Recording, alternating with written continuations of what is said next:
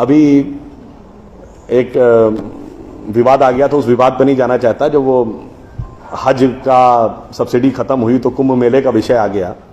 कुंभ मेला हम सब जानते हैं। कुंभ मेले का एक एस्पेक्ट आप लोगों ने कभी ध्यान दिया है? कुंभ मेला कितने साल में एक बार पड़ता है? 12 साल में। 12 साल में एक बार क्यों पड़ता है? क्योंकि वो जुपिटर की साइकिल पर आधारित है। बृहस्पति ग्रह हर 12 वर्ष के बाद अपना एक चक्कर पूरा करके उसी राशि में दोबारा आता है, इसलिए कुंभ मेला 12 वर्ष में एक बार पड़ता है। हजारों सालों से चला आ रहा है, ठीक है। तो इसका मतलब हमको पता था ना कि बृहस्पति की साइकिल 12 साल की है। इनको तो अभी 100 साल पहले पता चला कि बृहस्पति की साइकिल 12 साल की है।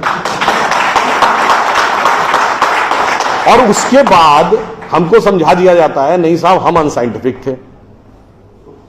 अब आप एक और बड़ी मजेदार बात देख लीजिए।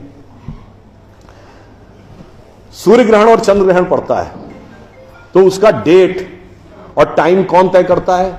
सरकार घोषणा करती है ना, टीवी पे आता है, रेडियो पे आता है, अखबार में आता है। किस बेस पे आता है? नासा की फिजिकल ऑब्जर्वेटरी बताती है कि फलां तारीख को इतने बज के इतने मिनट पे सूर्य ग्रहण या चंद्र ग्रहण पड़ेगा, सोलर इक्लिप्स और ल्यूनर इक्लिप्स। मगर ये बताइए 1950 से पहले तो नासा की ऑब्जर्वेटरी नहीं थी। 1920 में जब अल्बर्ट आइंस्टीन ने रिलेटिविटी की थ्योरी दी, उससे पहले रिलेटिव मोशंस ऑफ प्लैनेट नहीं पता था। सॉरी, 1916 में। 1920 में एडविन हबल एक साइंटिस्ट हुए जिन्होंने एक्सपेंडिंग यूनिवर्स की थ्योरी दी, उससे पहले एक्सपेंशन ऑफ यूनिवर्स नहीं पता था। 1900 में मैक्स प्लैंक साइंटिस्ट हुए जिन्होंने लाइट की क्वांटम की थ्योरी दी, फोटॉन्स वाली, उससे पहले प्रोपगेशन ऑफ लाइट ही नहीं पता था। 1897 में जे टॉमसन ने इलेक्ट्रॉन खोजा, उससे पहले आप मानते थे एटम अनडिविजिबल है। और 1633 में आप ये कहते थे, गैलीलियो को फांसी दे रहे थे इस बात के लिए कि उसने कहा सन रिवॉल्व्स राउंड द अर्थ गलत है। तो भैया आप 380 साल चल के जहां पहुंचे हैं, हमारा पंचांग तो युधिष्ठिर के जमाने से एज इट इज चला आ रहा है 5100 साल। मतलब ये लॉजिक नहीं है, ये तो साइंटिफिक प्रूफ।